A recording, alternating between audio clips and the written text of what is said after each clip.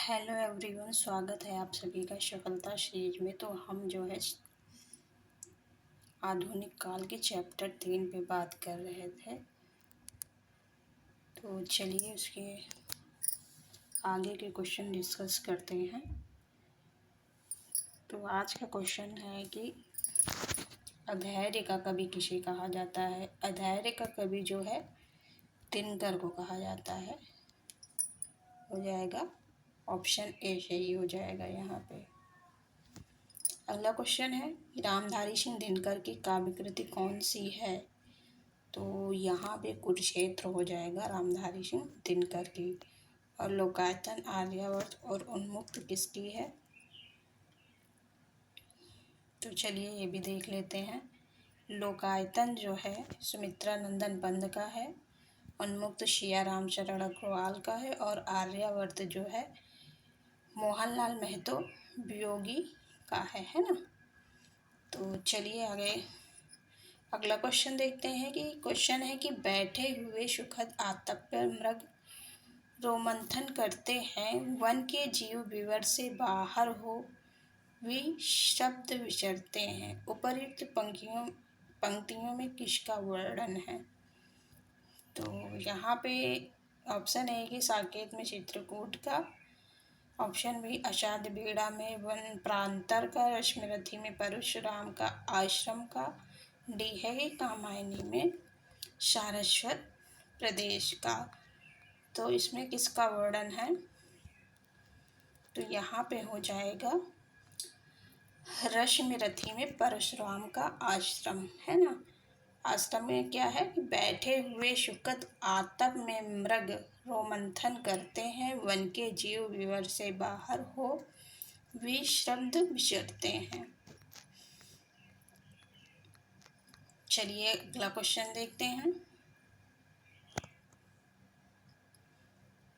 कुछ पॉइंट दिनकर के जो है काव्य के बारे में जान लेते हैं। यहाँ पे जो है रश्मिरथी का प्रकाशन वर्ष जो है 1952 में। इसमें सर्ग कितने हैं, 7 सर्ग हैं। सबको पता हो गया होगा कि जो है रश्मिरथी में का अर्थ क्या होता है, शूर का सारथी। अधैर्य का कवि अभी आप लोगों ने पढ़ा है ऊपर। और डिप्टी राष्ट्र कवि भी दिनकर को कहा जाता है। इनकी रचनाएं इम्पोर्टेंट है, जैसे है रेणुका 35 का है, हुंकार 1939, कुरुक्षेत्र 1946 का है, श्यामधेनु 1947, इतिहास की आंसू 1951, रश्मिरथी 1952, उर्वशी पर इनको ज्ञानपीठ पुरस्कार मिला 61 में और परशुराम की परीक्षा 63 में है ना।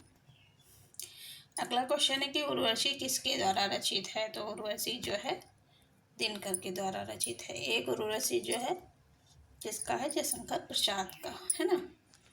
चलिए अगला क्वेश्चन देखते हैं। क्वेश्चन है कि उर्वशी के तृतीय अंक के आधार पर कौन से कथन सही हैं। तो यहाँ पे सही कथन बताना है, वो भी तृतीय अंक के आधार पर। तो यहाँ पे हो जाएगा ऑप्शन ए और ऑप्शन सी है ना। ऑप्शन ए में क्या है, शक्तिशाली और दुर्दर्श पुरुष भी सुंदरियों के कटाक्ष से आहत हो जाते हैं। सी है कि उर्वशी कहती हैं कि ये देव भाव भ्रांति है। चलिए अगला क्वेश्चन देखते हैं। क्वेश्चन है कि रामधारी सिंह दिनकर को ज्ञानपीठ पुरस्कार किस रचना पे मिला था। तो उर्वशी पे मिला था ना। कब मिला था, 72 में। चलिए अगला क्वेश्चन देखते हैं कि मैं उनका आदर्श कहीं जो व्यथा न खोल सकेंगे, पूछेगा जग किंतु पिता का नाम न बोल सकेंगे, जिनका निखिल विश्व में कोई कहीं नहीं अपना होगा, मन में लिए उमंग जिन्हें चिरकाल कल्पना होगा। उपर्युक्त पंक्तियां दिनकर की किस रचना की हैं। तो ये किसकी हैं, रश्मिरथी की है ना। कर्ण कह रहे हैं ऐसा। चलिए अगला क्वेश्चन देखते हैं। क्वेश्चन है कि दिनकर का काव्य नहीं है। तो दिनकर का काव्य कौन सा नहीं है। तो वो है जयद्रथ वध। ये किसका है, मैथिली शरण गुप्त का खंड काव्य है ना। 10 में लिखा गया है। हरिगीतिका छंद में है जयद्रथ वध इनका जो है हरिगीत का छंद में इम्पोर्टेंट पॉइंट है। चलिए अगला क्वेश्चन देखते हैं। क्वेश्चन है कि दिनकर की काव्य कृति रसमृति में रसमृति कौन है? तो वो है कर्ण, है ना। अगला क्वेश्चन देखते हैं।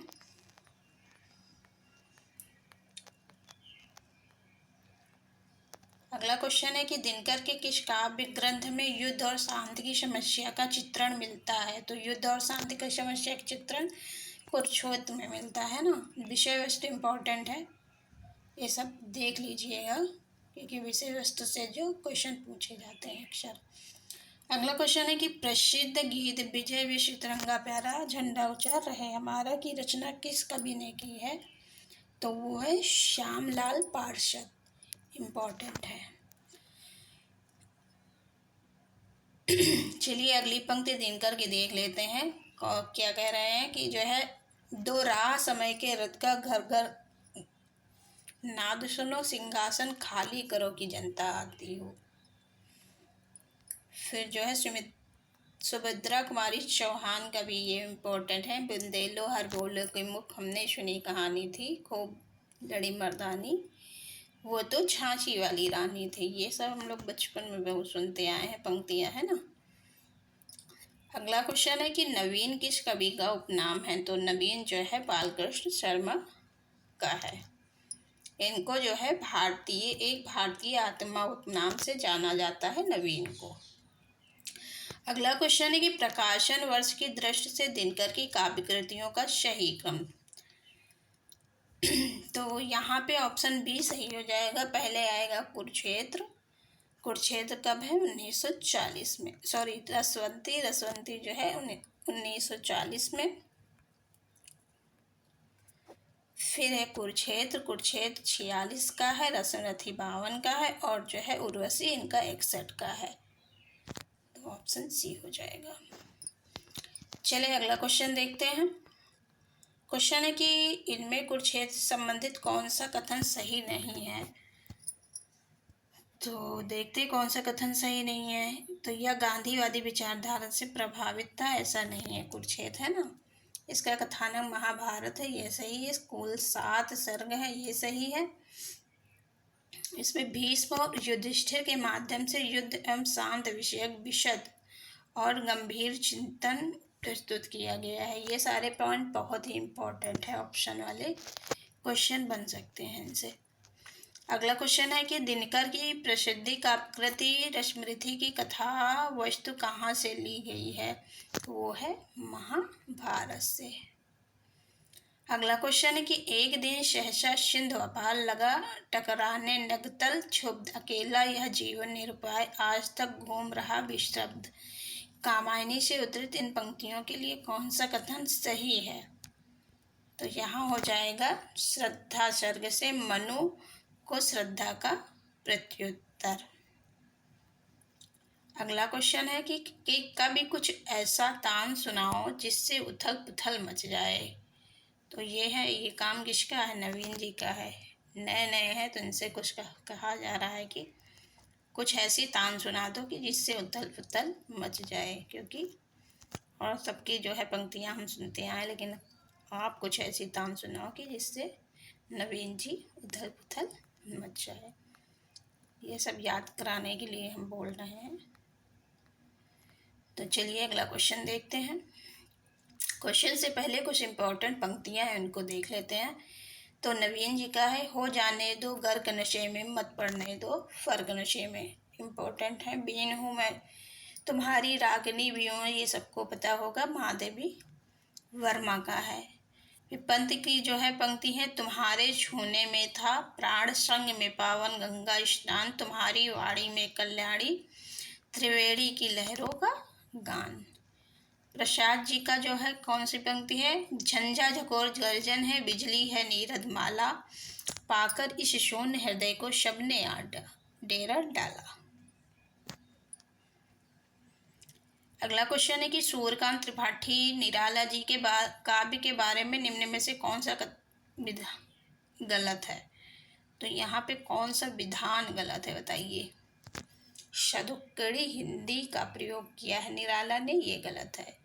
उनकी भाषा जो है संस्कृत नष्ट खरी बोली थी, ये सही है। भाषा ओजपूर्ण थी, स्वर लय की प्रधानता थी स्वर में, ये सही है।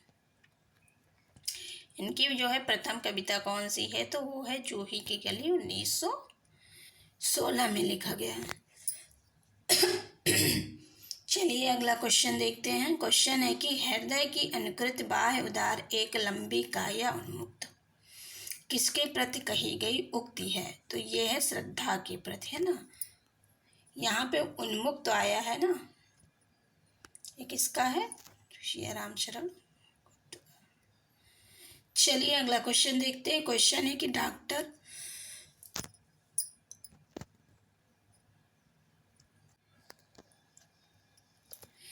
डॉक्टर राम कुमार वर्मा रचित गद्य गीत कौन सा है, तो ये है हिमहास।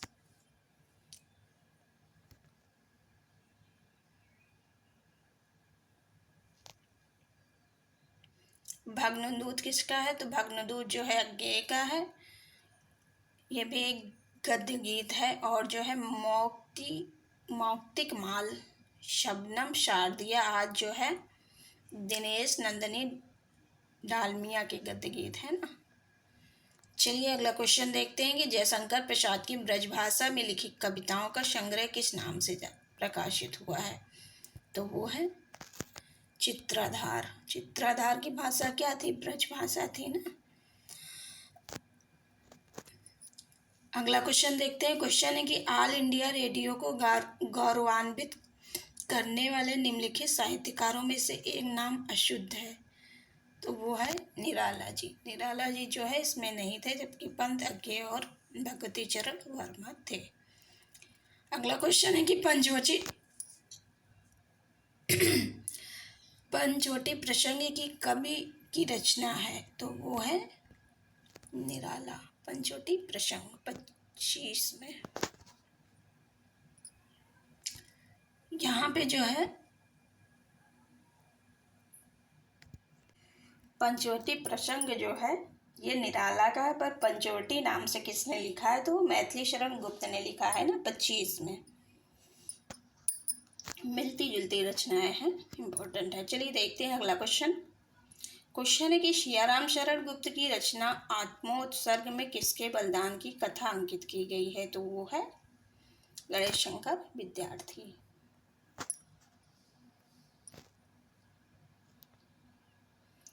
अगला क्वेश्चन है कि निराला की निम्नलिखित पंक्तियां उनकी किस कविता से ली गई हैं। यह है उपाय कह उठे राम, जो मंत्रित घन कहती थी माता तुमको सदा राजीव नयन, ये है राम की शक्ति पूजा से, है ना। चलिए अगला क्वेश्चन देखते हैं। अगला क्वेश्चन है कि महादेवी वर्मा के काव्य संग्रह नीरजा के लिए उन्हें कौन सा पुरस्कार मिला था, तो नीरजा के लिए उनको मिला था शिक्षरिया पुरस्कार। 35 का है ना नीरजा। इनकी भी सारी जो रचनाएं इम्पोर्टेंट हैं। महादेवी वर्मा कृत यामा में उनके निहार रश्मि नीरजा और सांदगीर के महत्वपूर्ण गीतों का संकलन है। ये बहुत ही इम्पोर्टेंट है, पूछ लिया जाता है कि महादेवी वर्मा के यामा काव्य संग्रह में कौन कौन सी कविताएं संकलित है, तो उसमें निहार रश्मि नीरजा और सांदगीत आते हैं। यामा कब का है, 40 का है। काव्य कृति पर महादेवी वर्मा को 52 ईस्वी में ज्ञानपीठ पुरस्कार प्रदान किया गया। महादेवी वर्मा कृत जो है सप्तपर्णा 60 में क्या है, ऋग्वेद के मंत्रों का काव्य अनुवाद संकलित है, ये भी इम्पोर्टेंट है। पूछा जा सकता है कि ऋग्वेद के मंत्रों का काव्य अनुवाद किस रचना में संकलित है, तो वो है सप्तपर्णा 60 में, है ना। अगला क्वेश्चन है कि छायावाद के किस कवि का काव्य अरविंद के जीवन दर्शन से प्रभावित है, तो वो है सुमित्रानंदन पंत। सुमित्रानंदन पंत को संवेदनशील इंद्रिय बोध का कवि कहा जाता है। पंत जी की प्रथम कविता जो है गिरजे का घंटा है, 16 में रचित है। पंत के काव्यों को विद्वानों ने 4 भागों में बांटा है। छायावादी, छायावाद के अंतर्गत कौन कौन से आते हैं?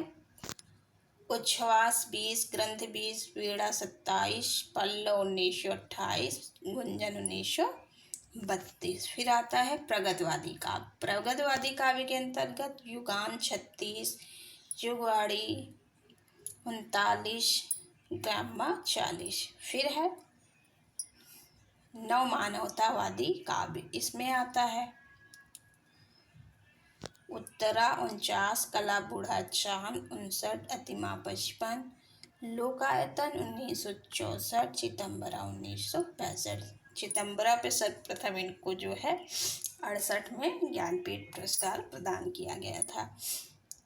फिर है अगला पॉइंट है कि महादेवी वर्मा को बौद्ध दर्शन से प्रभावित रहस्यवादी कवयित्री के रूप में स्वीकार किया गया। महादेवी बौद्ध दर्शन से प्रभावित थी और जो है रहस्यवादी थी, है ना। इनको आधुनिक युग की मीरा भी कहा जाता है। सूर्यकांत त्रिपाठी निराला जो है वेदांत दर्शन से प्रभावित थे। और जो है जयशंकर प्रसाद जो है शैव दर्शन से। पंत जी की अरविंद दर्शन से प्रभावित कृतियां हैं स्वर्णधूल, स्वर्ण के उत्तरा, अतिमा इत्यादि।